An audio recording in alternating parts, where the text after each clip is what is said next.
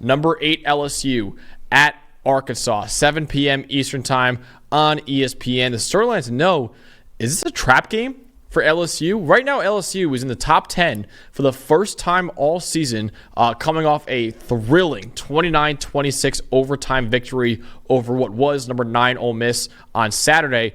Even with them riding high right now, they're still only 2.5-point favorites on the road over an unranked Arkansas team.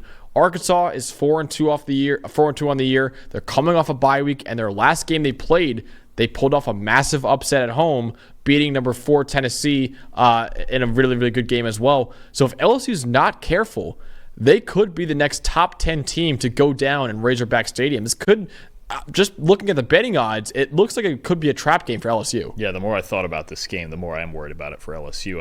Arkansas is 4-2, and they're very, very – they will probably sit there and tell you they should be 6-0 because you had the Oklahoma State game where they blew the lead and the Texas A&M game where they just made a lot of mistakes, especially late in the game. They're not that far from being 6-0. Arkansas is a pretty good football team, all right? They're physical. Talon Green's playing really well. The run defense is really good with Landon Jackson and those guys. I actually, of all of these games – I think I might be the least sure of my game pick in this one. This is tough. And LSU, that's an exhausting game that they played against Ole Miss too. Went to overtime, high energy, Death Valley at night.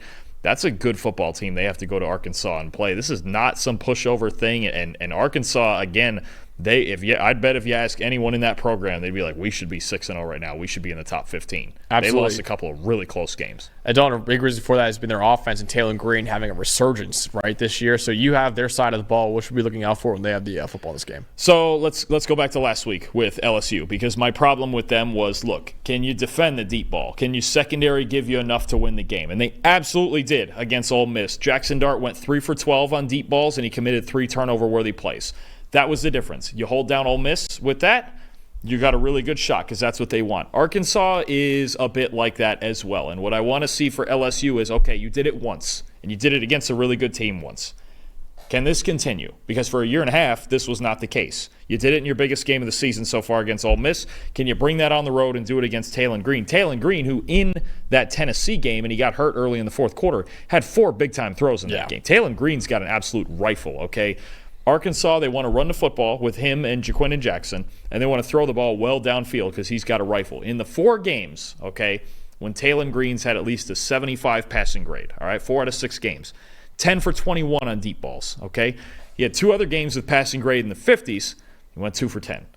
He's going to sling it downfield, and if LSU's up to the task like they were last week, then they'll be fine. Honestly, they will be fine. Their pass rush is getting better. Guys like Braden Swinson playing really good, right? Front seven's getting a little better. They're surviving without Harold Perkins. But one of the interesting things here, LSU early in the year, giving up these deep shots, they're running a lot of man coverage early in the year, more than 48% man coverage. Last week against LSU, a little bit of adjustment, dropped that number down around 29-30%.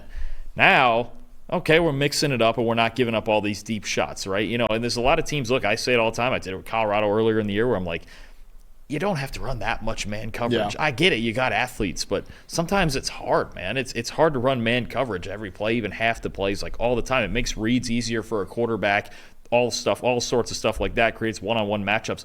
I just think, and you've got actually here's the thing, though, with Arkansas. They're not as good against man. Their receivers don't separate one-on-one. So I'm actually curious to see the coverage dynamic and how they handle it this week. Does the zone coverage stay, or do they go back to man because Arkansas is uncomfortable with it? Can we become maybe a week-to-week adjustable kind of thing, or is that what we're going to be as a zone team now, and we'll just work with it as we go? The big thing, though, is just holding down Talon Green in the big plays. We've seen it when he's clean in the pocket. He's got a cannon for an arm. And that's really what you're looking at here. I just want to see if LSU, can you do it? Was that a fluke? Was that because there's several teams now that have done it to Ole Miss? Was that a fluke? You see Talon Green there, 91.5 deep passing grade, 11 big-time throws. I think 11 of his 12 big-time throws been on deep balls, of course. He gets it downfield. He's a big-game hunter. And if LSU can prevent those explosives, I do think they will be fine. But let's see it a second week in a row. Let's see it against not a struggling Ole Miss offense, because that's what they are. and let's see it on the road. Yeah, and listen, that completion percentage might not look great, 39%. On deep throws is really good. It's pretty good. Yeah. The closer you get to 50 is really good. 38 to 40 is like it's pretty good. Yeah, solid, like yeah. And in the games like I said, in the games where he's been good, he's completing just about 50%. Right. On the deep balls, it's a little bit different scale. You're absolutely right. That's like not a terrible number. Green wants to hit those home runs. Yes, I know some people looking at it, they're like, oh, 39%, that's not good at all. It's like, no, on deep throws, it's actually pretty solid, right? So, yeah, that's something to watch out for sure. Kind of like a toned-down version of Jalen Moreau in a lot of ways, right? Just take away the big plays, and then you have an advantage in that game. Really, for me, the other side of the ball is, okay, can Arkansas slow down the passing game for LSU? Slow down Garrett Nussmeier and all of them? Because LSU's run game has not really been there for them this year, and they've been really reliant on Garrett Nussmeier and their passing game to win ball games. And to their credit, they have been doing that so far. But LSU right now this year throws the ball on 63.5% of their offensive plays this year. That's the 5th highest rate in the Power 4. LSU has performed really well on those, right? They're 19th in the country in EPA per pass. Nussmeier, 12 big-time throws. That's the top 15 mark in the nation.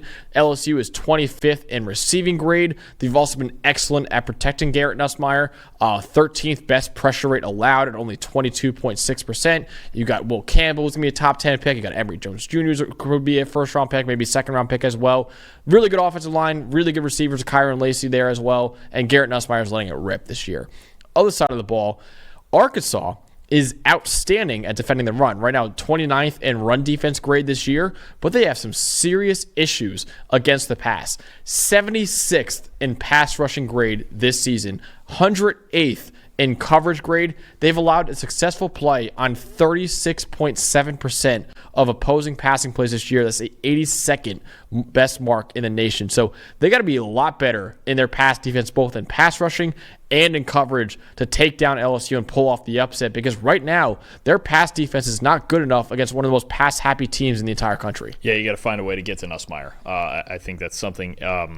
Ole Miss, I don't think they had a sack last week, or even was it they didn't have a sack or a hit. I remember that. Yeah. I had the stat on Sunday, but I forgot it. No sacks. It was early in the morning, so some of the things I say on Sunday mornings that get away from me. But yeah, no, they just didn't. They didn't get to him, right? And you really, Nussmeier's a pure pocket passer. You have to get to him. If you don't, I mean, we've seen it. He's a gunslinger, man. He will throw it. Some of those windows he was thrown into Saturday against Ole Miss. I mean, especially late in the game.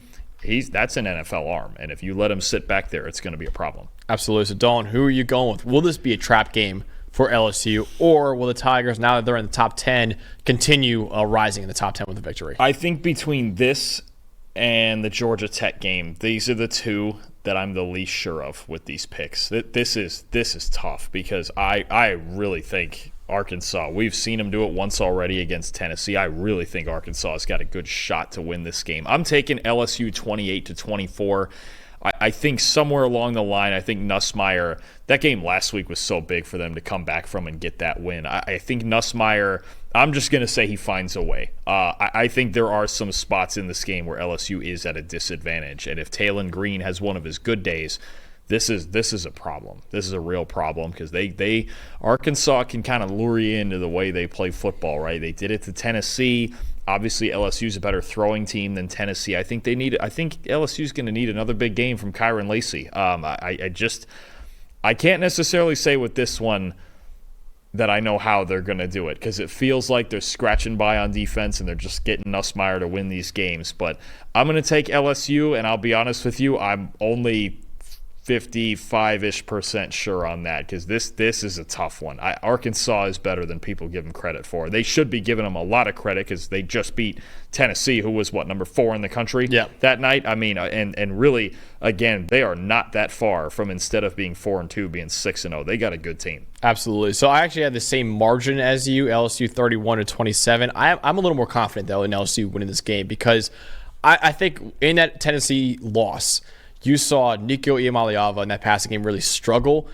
I have big difference. A lot more faith in this passing game than I do in the Tennessee one right now. So I think LSU, even though I have the same margin as you, I feel better about this one right now. And on the other side of the ball, too, the LSU defense has been playing really good, right? That Ole Miss game is very, very impressive by that LSU defense. So 31-27, I have it. It was still going to be a close game, but I feel a little bit better about it than you do right now for LSU to go in there and pull off a road victory.